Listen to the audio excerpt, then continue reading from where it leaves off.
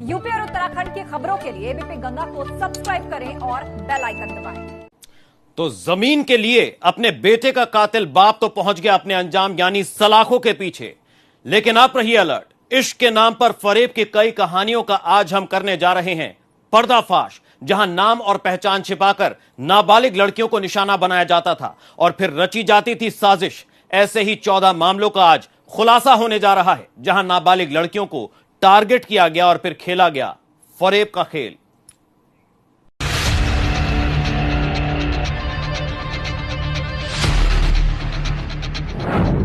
फरेबियों का खुला बही खाता।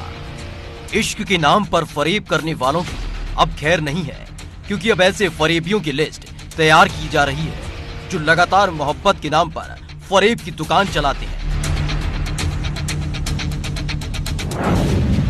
इश्क के नाम पर लिखी फरेब की गाथा।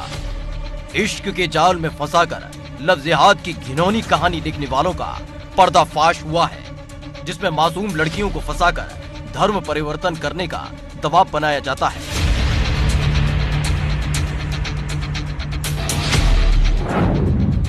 मोहब्बत के नाम पर दिया धोखा। अपनी मोहब्बत में फंसाकर लड़कियों का शोषण करने वालों के खिलाफ कार्रवाई का दौर शुरू हुआ है, जिसमें एक एक मामले की तफ्तीश की जा रही है और सामने लाए जा रहे हैं फरेबियों के चेहरे। नहीं मिलेगा दूसरा मौका। जब इश्क को हथियार बनाकर मासूम लड़कियों की अस्मत को खिलौना बना लिया जाता है, तो अब ऐसे लव जिहाद के खिलाड़ियों पर शिकंजा कसना शुरू हो चुका है। लव यानी इश्क, और इश्क को खुदा की इबादत माना गया है। लेकिन जब उस इश्क और मोहब्बत के पीछे कोई घिनौनी साजिश हो या फिर शोषण का इरादा हो और शर्त हो धर्म परिवर्तन की, तो लव जिहाद के रास्ते पर निकल पड़ता है।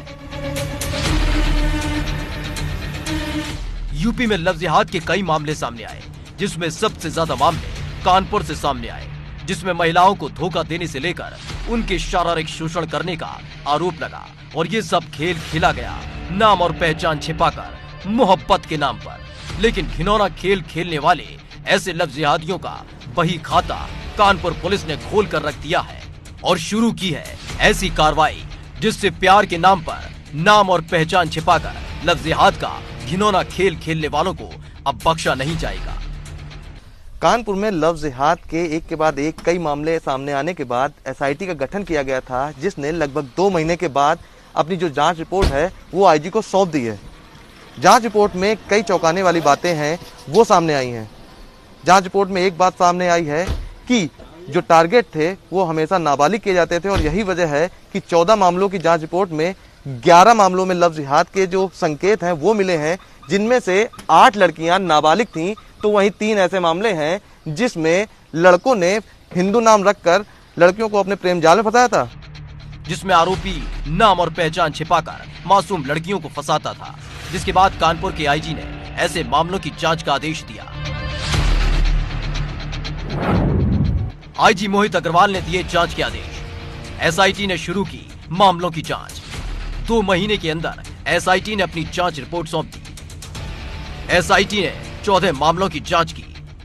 कुल 14 प्रकरण कानपुर नगर में ऐसे आए थे जिसमें बच्चियों के माता पिता ने इस तरह के आरोप लगाए थे कि उनकी बेटियों को छल कपट के द्वारा दूसरे धर्म के लड़कों ने अपने प्रेम जाल में फंसाया है और उनके साथ गलत संबंध बनाए हैं।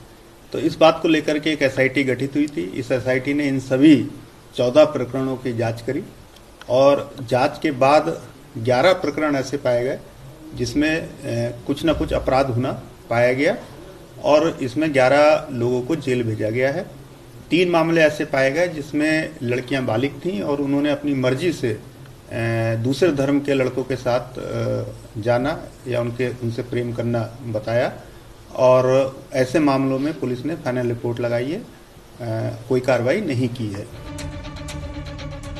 एसआईटी ने कानपुर में एक के बाद एक दर्ज किए मामलों की जांच की, तो रिजल्ट चौंका देने वाला था, क्योंकि जिन 14 मामलों की जांच की गई, इनमें से 11 मामलों में लव जिहाद के मामले सही पाए गए। दरअसल एसआईटी ने ऐसे मामलों के लिए दोनों पक्षों से बातचीत की पूछताछ की और फिर इन फरेबियों की सारी मॉडस ऑपरेंडी सामने आ गई।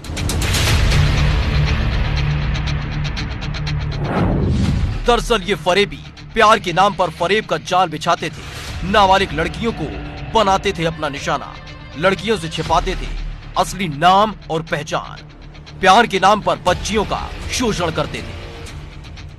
दरअसल जांच में पाया गया है कि जो मामले सामने आए उसमें आरोपी मासूम और नाबालिग लड़कियों को ही टारगेट बनाते थे और वो लड़कियां जब उनके प्यार के जाल में फंस जाती थी तो शारीरिक शोषण करते थे और फिर मामले का खुलासा होने पर धर्म परिवर्तन का दबाव बनाया जाता था। देखिए, अभी जो एसआईटी की हमारी जांच है, इस बात के कोई पुख्ता प्रमाण हमको नहीं मिले हैं कि संगठित रूप से कोई साजिश के तहत कुछ इन लोगों ने किया है, लेकिन इतना जरूर है कि छल कपट के द्वारा अपने नामों को बदल करके और कई मामलों में नाबालिग लड़कियों के साथ जो है इन्होंने इस तरह का कार्य किया है और इसमें इनके विरुद्ध वैधानिक कार्रवाई की गई है। फिलहाल इस जांच का दायरा सिर्फ इन फरेबियों के फरेब को जानने और पहचानने तक सीमित नहीं रहा है। दरअसल लगातार आरोप लगाए जा रहे थे जिसमें इस तरह के मामलों में विदेशी फंडिंग का भी जिक्र किया जा रहा था। फिलहाल पुलिस ने विदेशी फंडिंग की भी जांच की। देखिए, ये जो एसआईटी की जांच हुई है सभी 11 प्रकरणों में, तो इसमें 3 मामले ऐसे निकल करके आए हैं जिसमें लड़कों ने अपने छद्म नाम रख के लड़कियों को प्रभावित करने का प्रयास किया और लड़कियों को कहना, उन्हें बाद में ये पता चला कि ये दूसरे धर्म के लड़के हैं, तो ऐसे प्रकरणों में उनके खिलाफ अन्य धाराएं भी, धोखाधड़ी की धाराएं भी लगाई गई हैं। जहां तक इनके आपस में संबंधों की बात है, 4 लड़के इसमें ऐसे पाए गए हैं जो आपस में बातचीत तो करते थे, पूर्व परिचित थे और ये इन 4 लड़कों ने जो है अलग धर्म की लड़कियों के साथ उनका संबंध रहा, लेकिन किसी विदेशी फंडिंग की बात अभी तक सामने नहीं आई। जरूर इस जांच में विदेशी फंडिंग का कोई सुराग न मिला हो, लेकिन 14 में से 4 मामलों में लड़के आपस में परिचित मिले जो एक दूसरे को जानते थे और वो लड़कियों को फंसाते थे, जिनके खिलाफ पुलिस ने कार्रवाई की है और उनको जेल भेज दिया है। इसके साथ ही 14 में से 3 मामलों में लड़कियों ने लड़कों के पक्ष में बयान दे दिया है, जिससे उन मामलों में फाइनल रिपोर्ट लगा दी गई है। लेकिन 14 मामलों में से 11 मामलों में आई इस रिपोर्ट ने लगातार बढ़ते ऐसे मामलों को लेकर लड़कियों को सतर्क करने का काम किया है, जिसमें लगातार नाबालिग लड़कियों को टारगेट किया जा रहा है। और अब कानपुर पुलिस ऐसे फरेबियों, ऐसे धोखेबाजों को बख्शने के मूड में कतई नहीं है।